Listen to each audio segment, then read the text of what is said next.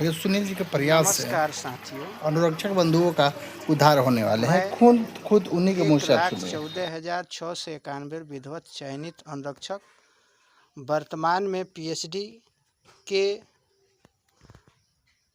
Data के अनुसार और नीरज कुमार बबलू पीएचडी मंत्री के वीडियो कॉन्फ्रेंसिंग द्वारा बताया गया कि बिहार राज्य में 1,23,000 अनुरक्षक और पंप ऑपरेटर काम कर रहे हैं, यानी कार्यरत हैं।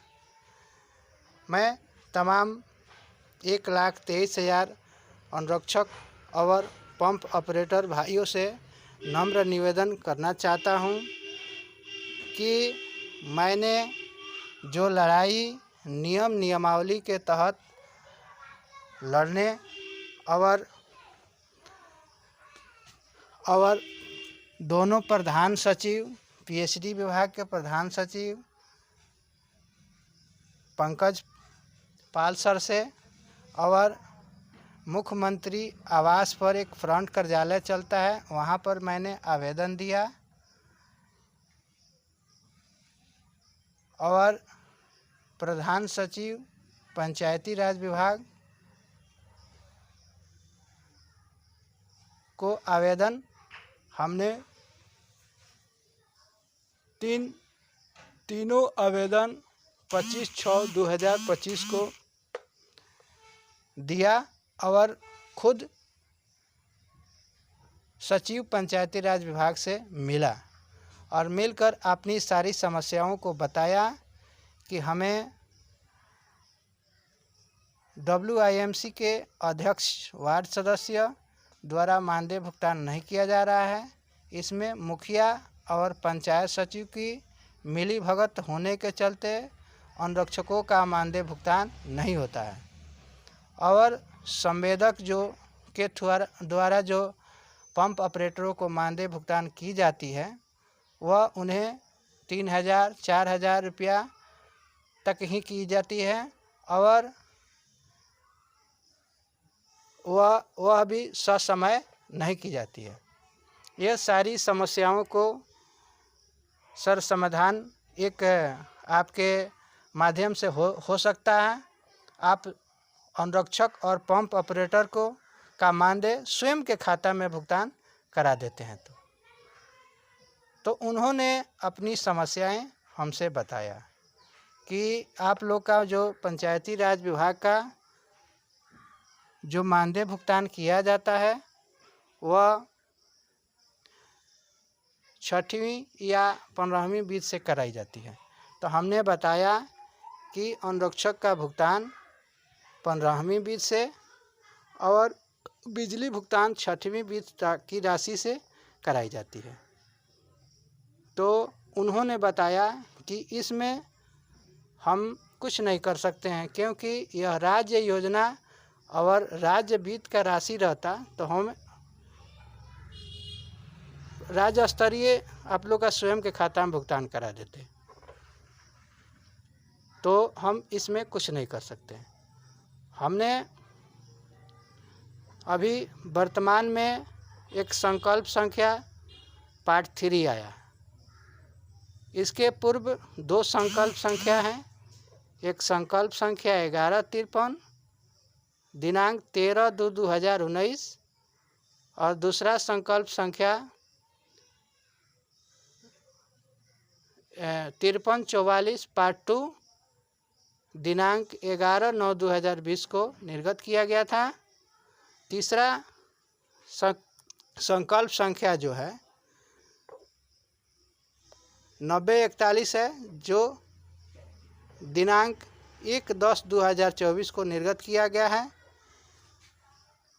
इस आवेदन को हमने पढ़ा था, इस संकल्प संख्या को पढ़ा था। उनसे हमने रिक्वेस्ट किया कि सर हम लोगों को जो मानदेय भुगतान करने का इसमें निर्देश प्राप्त है कि कार्यरत अनुरक्षक को WIMC के द्वारा पेमेंट किया जाएगा और बिजली भुगतान पंचायत के माध्यम से सीधे किया जाएगा। तो सर हम एक अनुरोध आपसे करना चाहते हैं कि हम लोग का मानदेय जो भुगतान है वह पंचायत के माध्यम से करा दीजिए। स्वयं के खाता में जो WIMC में डालते हैं वह स्वयं के खाता में हम लोग का भुगतान कर दिया जाएगा। ये सारी समस्याओं का समाधान हो जाए। तो उन्होंने सोचने पर मजबूर हो गए और 2 मिनट तक सोचा और चीफ सेक्रेटरी अपर मुख्य सचिव से बात किया। बात करके उन्होंने इसको ऑर्डर कर दिया, आदेश कर दिया। आदेश करके एक जिला सचिव अमलेश कुमार दुबे सीवान जिला के हैं, उन्हीं को उनका आवेदन और उनको दिए और बोले कि यह जाके विभाग में दे दीजिए, ये काम आप लोग का हो गया। तो हम लोगों ने जो 25/6/2025 को आवेदन प्रधान सचिव पंचायती राज विभाग को दिया था, उसका परिणाम कल के सहमति बन चुकी है और 7 तारीख को जो कैबिनेट की बैठक होने वाली है उसमें स्वीकृत कर दिया जाएगा और इसको प्रेस नोट निकालकर विभागीय लेटर निर्गत कर दिया जाएगा। कुछ नवनिर्वाचित प्रदेश अध्यक्ष हुए हैं जो लड़ाई भूमिदाता का लड़ते हैं और वो कहते हैं कि भूस्वामी भूमिदाता को नियुक्ति पत्र दिया जाए बिना शर्त के एवं नियुक्ति प्रमाण पत्र दिया जाए। तो वे जो मांग कर रहे हैं तो उनके भूमिदाता आज तक ना भूमि दिए हैं और ना अभी तक नियुक्त हुए हैं, वो नियुक्त करने के लिए कह रहे हैं। हमारा जो लेटर दिया गया है वह 1,14,691 जो अनुरक्षक हैं वह सरकारी भूमि पर हो, सार्वजनिक भूमि पर हो या निजी भूमि पर हो, जो ग्राम सभा से पारित करके, वार्ड सभा से पारित करके और ग्रामीण जनता के अनुमोदन पर चयन करके PRD नीचे सब पर नाम चढ़ा दिया गया था, प्रखंड स्तरीय प्रशिक्षण करा दिया गया था, वे अनुरक्षक हैं। हमको ज़मीन बेस पर लड़ाई नहीं लड़ना है। जो 30/6/2017 को नियमावली बना था जिसमें 2 गजट संख्या है, एक बिहार वार्ड सभा गजट संख्या 493 और WIMC संचालन नियमावली का गजट संख्या 568 है, जो दिनांक 29/6/2017 को दिया गया था। तो उन्हीं के माध्यम से हमें 1,14,691 सरकारी डाटा के अनुसार जो चयनित अनुरक्षक हैं उन्हीं का लड़ाई हम लड़ते हैं। जो भूमि बेस का लड़ाई हम नहीं लड़ते हैं। अब भूमि बेस का लड़ाई जो लड़ते हैं और वो कहते हैं कि 80% भूमिदाता हैं, तो 80% का भूमिदाता कहने वाले वो कौन होते हैं? ना ही वो सरकार के कोई पदाधिकारी हैं और ना सरकार उनको कुछ जानती है। वो कहने सारे जिला पदाधिकारी द्वारा भौतिक सत्यापन कर लिया गया है और रिकॉर्ड वह सरकार को दे दिया गया है कि निजी भूमि पर भूस्वामी कितने हैं और निजी रैयत भूमि वाले कितने हैं, वो दे दिया गया है। किसी को बताने की ज़रूरत नहीं है।